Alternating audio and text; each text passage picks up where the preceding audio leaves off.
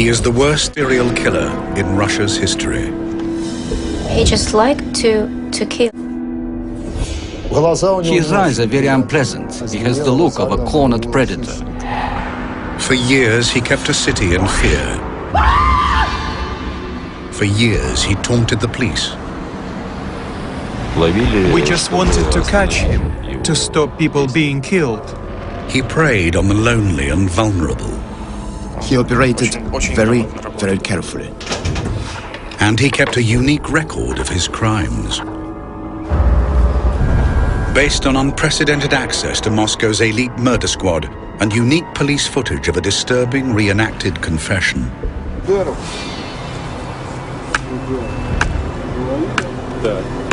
This is the untold story of the hunt for Russia's most prolific serial killer.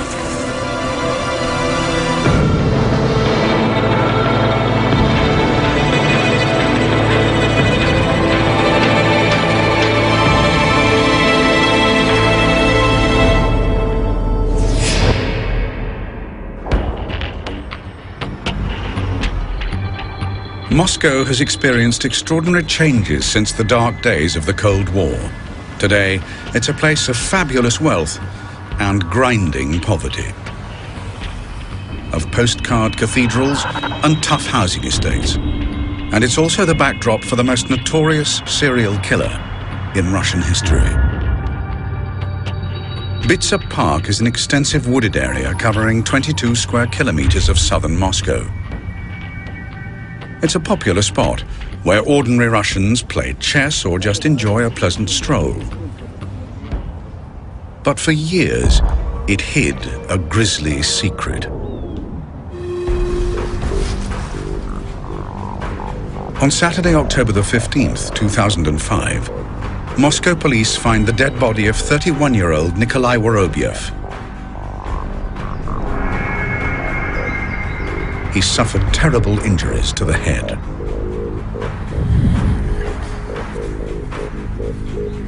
Denis Adamenko was one of the first policemen on the scene.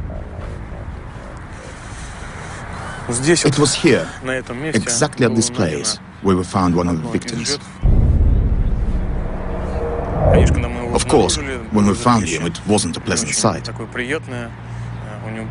He had numerous brain injuries.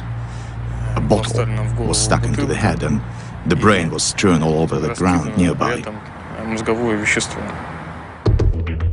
A month later, another body turns up, that of 63-year-old Nikolai Zakharchenko. Almost 2 weeks later, another, Vladimir Dedukin, and a week later, another, Nikolai Koryagin. By Christmas, 7 bodies have been found murdered and mutilated in Bitsa Park. Not one of the bodies has been concealed, and none of the victims has been robbed, but all of them have the same horrific trademark injury, a vodka bottle or stick forced into the bloody gaping wound at the back of the head. It was obvious from the beginning. It was a serial killer.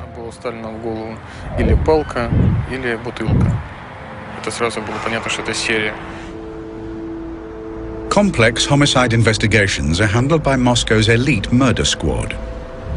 And their most senior and experienced investigator is Andrei Supranenko. Often clashing with Moscow's criminal underworld and handling the city's most violent murders, he's used to dealing with complex and dangerous cases, the kind that cost his predecessor his life.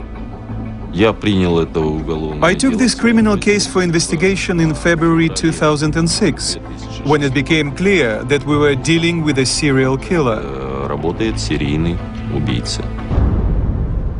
With 7 bodies discovered by police and a serial killer on the loose, Moscow becomes a city in fear. Investigative journalist Yana Zhalkinskaya is immediately drawn to the case and begins to cover the story for the Russian and British press. We realized that it's a serial killer, it's a maniac operating in Bitsa Park. We called him Bitsa Maniac. People were frightened, and Bitsa Park is a very popular place for recreation, but the people were scared to go there because there was a feeling of danger. Despite discovering so many bodies, police have few clues to the identity of the Bitsa maniac. Убийца не оставлял ни одного следа. The killer didn't leave any trace. We tried to pick up different objects from the crime scene, but our analysis didn't show any trace. No fingerprints, nothing. He operated very, very carefully. Очень грамотно работал. The investigators need all the help they can get. They turn to the one man who can assist them.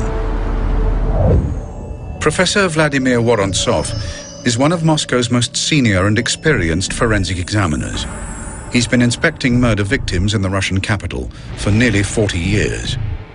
It falls to him to determine the exact nature of the victims' gruesome deaths. All the injuries were inflicted in the head area, and there were very many of them. The most massive injuries would be made on the back and side of the head and on the face. It was like a calling card for this criminal, his signature. These are the skulls of some of the victims found in Bitsa Park, and they have suffered massive injuries.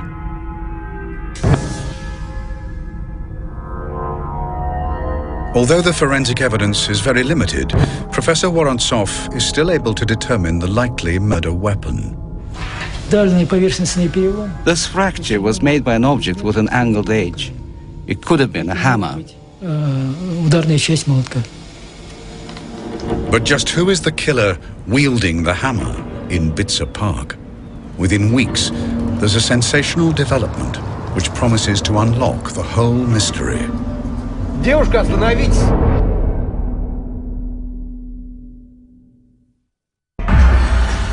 By January 2006, Moscow police have 7 unsolved murders on their hands, all battered with a hammer in Bitsa Park in southern Moscow. All with the same telltale injury, the neck of a vodka bottle embedded in the gaping wound at the back of the head. And for senior investigator Andrei Supranenko, there's virtually no evidence to go on. Whether the killer was a man, a woman or child, nobody knew anything. Whether he lived in the area or used to live there, whether he knew the park well, nobody knew anything. With little concrete information to go on, rumors and theories abound. But one place close by attracts the special attention of the investigators. Could the killer be right under their noses? There is a psychiatric sanatorium on the edge of Bitsa Park.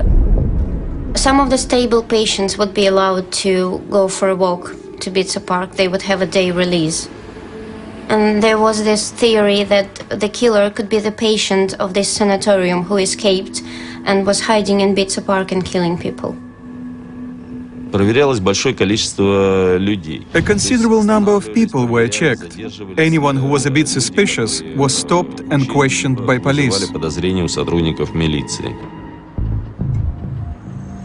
But without a prime suspect, the psychiatric patient theory goes nowhere.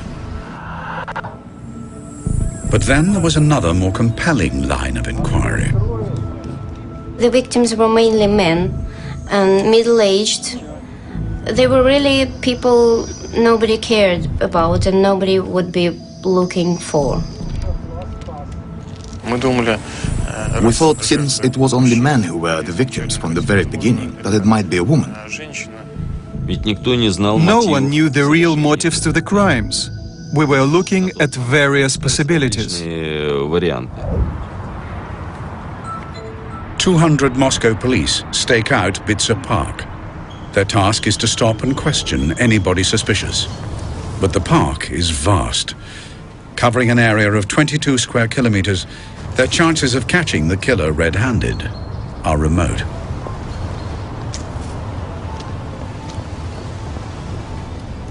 Девушка, остановитесь!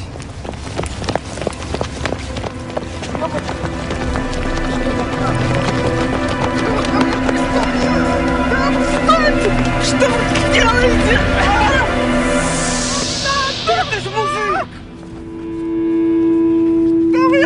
When the transvestite was detained, naturally, it was suspicious.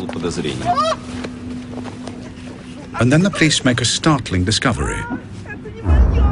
The transvestite is carrying a hammer in his bag.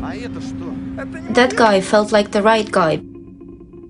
But the transvestite claims he only has the hammer to protect himself against attack. When the story gets out, the press has a field day. We thought that this was the right guy, and there were lots of papers with the headlines, "The Bitsa Maniac is caught." But the transvestite has a convincing alibi. We suspected he wasn't the killer by the end of the first day. But to check his alibi required almost 24 hours detailed work. And only after it was all done was he released. A week later, 25-year-old supermarket worker Mahmoud Zholdashov is murdered.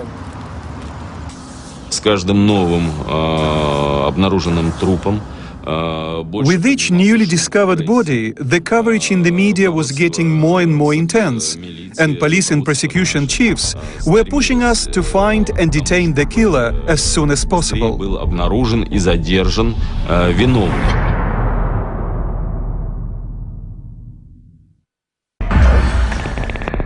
The pressure on the murder squad is becoming intense. They're struggling to keep on top of the growing body count, which now stands at 12. Additional investigators like Elena Pomyazina are brought onto the case. We had to have a team ready for when new events hit us. New murders happened. Then there is a significant development.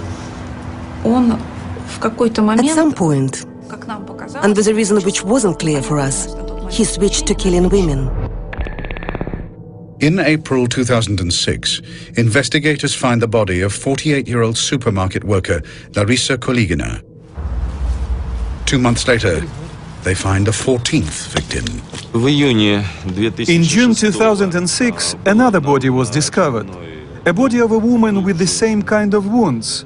Typical ones, like all the others before. So we knew we had another case to be investigated. Then investigators make a crucial discovery: a metro ticket in the murdered woman's coat.